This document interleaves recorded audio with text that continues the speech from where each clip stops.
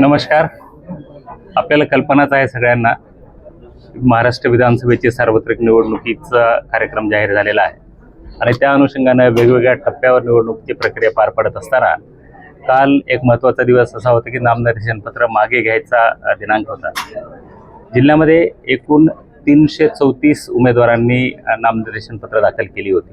वैधरित्या नामनिर्देशन पत्र प्राप्त झाली होती. त्यापैकी कालपर्यंत 90 उमेदवारांनी त्यांचे नामनिर्देशन मागे घेतले आणि जिल्ह्यामध्ये आता 244 उमेदवार सध्या निवडणूक लढवत आहेत. अर्थात हे 244 उमेदवार जे आहेत ते सगळ्या वेगवेगळ्या 18 विधानसभा मतदारसंघामध्ये आहेत.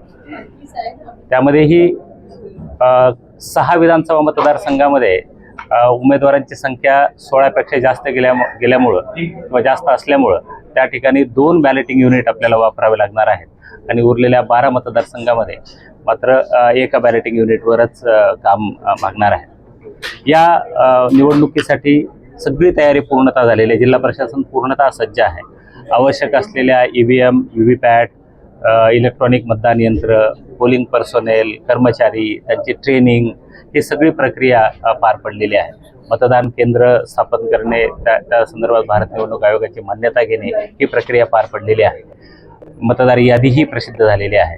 जिल्ह्यामध्ये एकूण 72,69,339 इतके मतदार सध्या परिस्थितीमध्ये आहेत आणि ते सर्वांनी आपल्या माध्यमातून त्या मतदानाला बाहेर पडावं आणि मतदान करावं असं मी त्यांना आवाहन करतोय. यावेळेला मतदानाचा दिवस हा बुधवार असल्यामुळं त्या दिवशी लागून सुट्टी येत नसल्यामुळेही मतदानाची टक्केवारी वाढणार आहे.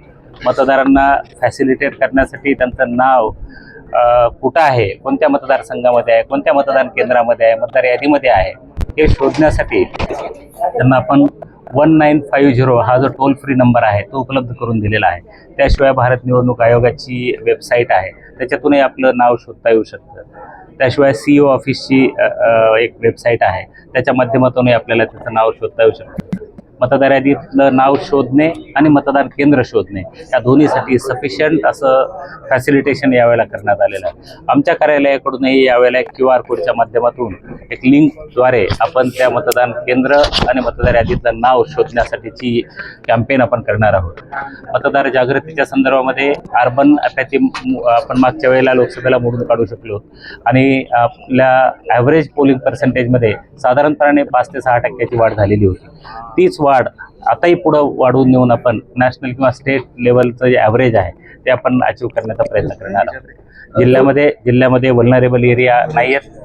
क्रिटिकल एरियाच्या संदर्भामध्ये आज ऑब्झर्व्हर साहेबांच्या सोबत त्याचा असेसमेंट केला जाणार आहे. आवश्यक असलेले सर्व परीक्षण झालेले आहेत. वल्नरेबल एरियाचे आणि क्रिटिकल पोलिंग स्टेशनचे पोलीस अधिकाऱ्यांकडूनही सर्व आवश्यक असलेल्या प्रतिबंधात्मक उपाययोजना असतील, शस्त्राच्या संदर्भातली जमा करण्याच्या संदर्भातले ऑर्डर्स असतील, नॉन बेलेबल वॉरंट्स एक्झिक्यूट करण्याच्या संदर्भातले असतील, ती सगळी प्रक्रिया पार पडलेली आहे. CAPFची जी आपली रिक्वायरमेंट होती ती CAPFची रिक्वायरमेंट आपण DG ऑफिसला कळवलेली आहे. त्याच्या अनुषंगाने आपली 17 कंपन्या आपण ची आवश्यकता आहे आपण कळवलेलं आहे. त्यापैकी 12 कंपन्यांचा आतापर्यंत जिल्ह्यामध्ये दाखल झालेल्या आहेत.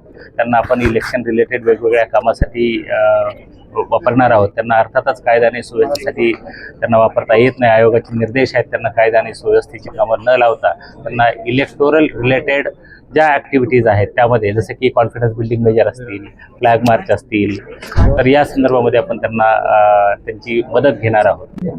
जिल्ह्यामध्ये 6,950 आपल्या जिल्ह्यामध्ये साधारणपणे 8 कोटीपेक्षा जास्त रक्कम आपण जमा केलेली आहे. एकंदरीत मद्य असेल, नार्कोटिक्स असतील, प्रिशियस मेटल्स असतील, या सगळ्याचे मिळून 13 कोटीपेक्षा जास्त रक्कम आपण सीज करू शकलेलो आहोत. अर्थात त्याचं इन्व्हेस्टिगेशन इन्कम टॅक्स किंवा त्या संबंधित एन्फोर्समेंट एजन्सी आहेत त्यांच्यामार्फत त्यांचं इन्व्हेस्टिगेशन सुरू आहे. इन्व्हेस्टिगेशनच्या नंतर त्यांचे जे रिपोर्ट येईल त्याप्रमाणे पुढील कारवाई करण्यात येईल. जिल्ह्यामध्ये एकंदरीत 9 गुन्हे आपण दाखल करू शकलेलो, ज्याच्यामध्ये सीझरच्या संदर्भातले काही गुन्हे आहेत, मॉडेल कोड ऑफ कंडक्टच्या व्हायोलेशनच्या संदर्भातले काही गुन्हे आहेत, आदर्श आचारसंहिता भंगाच्या काही तक्रारी प्राप्त झाल्या होत्या त्यामध्ये सत्यता आढळून आली आणि त्या संदर्भात दाखल केलेले गुन्हे आहेत. त्यापैकी 6,894 एवढी मतदान केंद्र मुख्य मतदान केंद्र आहेत आणि 61 सहाय्यकारी मतदान केंद्र आहेत. ज्या मतदान केंद्रावर 1500पेक्षा जास्त मतदार झाली त्यांना आपण सहाय्यकारी मतदान केंद्र आता प्रस्ताव भारत निवडणूक आयोगाला पाठवला होता आणि त्यालाही मान्यता आता आयोगाकडून प्राप्त झालेली आहे. एकंदरीतच जिल्ह्यातली सगळी प्रशासकीय यंत्रणा, पोलीस यंत्रणा आणि इतर सगळ्याच शासकीय कार्यालय आणि शासकीय अधिकारी कर्मचारी हे निवडणुकीसाठी सज्ज आहेत. आता फक्त सगळ्या मतदारांना आवाहन करूया आपण सर्वजण आपल्या माध्यमातून की त्यांनी बाहेर पडावं आणि अत्यंत निर्भय वातावरणामध्ये मतदानात आपला पवित्र हक्क बजवावा अशी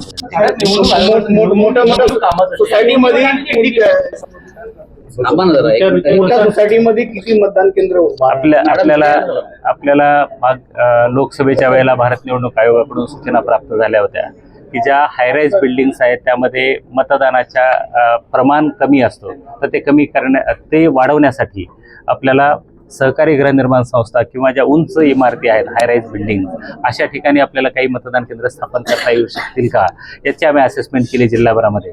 आणि आपण जिल्ह्यामध्ये हायराईज बिल्डिंग किंवा कॉपरेटिव्ह हाऊसिंग सोसायटीमध्ये 337 मतदान केंद्र स्थापन केलेली आहेत आणि 252 मतदान केंद्र आपण स्लम क्लस्टरमध्ये केलेले आहे, जेणेकरून आपण मतदाराला फॅसिलिटेशन ॲट हायेस्ट लेवलला आपण फॅसिलिटेशन करू आणि त्यांना मतदानाला येण्यासाठी प्रवृत्त करायचा आपण प्रयत्न करू. दुबार मतदानासाठी जे आक्षेप घेतलेले राजकीय पक्षांनी दुबार मतदार त्याचं काही झालंय? आपण निवडणुकीच्या प्रक्रियेच्या दरम्यान निवडणुकीच्या तयारीच्या संदर्भामध्ये आपण निश्चितपणानं आता प्रेस कॉन्फरन्स घेतलेली आहे आणि त्यामध्ये जे महत्त्वाचे मुद्दे आहेत त्याच्या संदर्भात सगळ्याचं विश्लेषण मी केलेलं आहे. त्यामुळं आत्ताच्या या संदर्भामध्ये साधारणपणे जिल्हा प्रशासन, पोलीस प्रशासन असो, होमगार्ड प्रशासन असो, राज्य शासनाकडून आवश्यक असलेली सगळी मदत आम्हाला या बाबतीमध्ये मिळते आहे आणि पूर्ण जिल्हा प्रशासन या 20 नोव्हेंबरच्या मतदानाच्या दिवसासाठी पूर्णतः सज्ज आहे.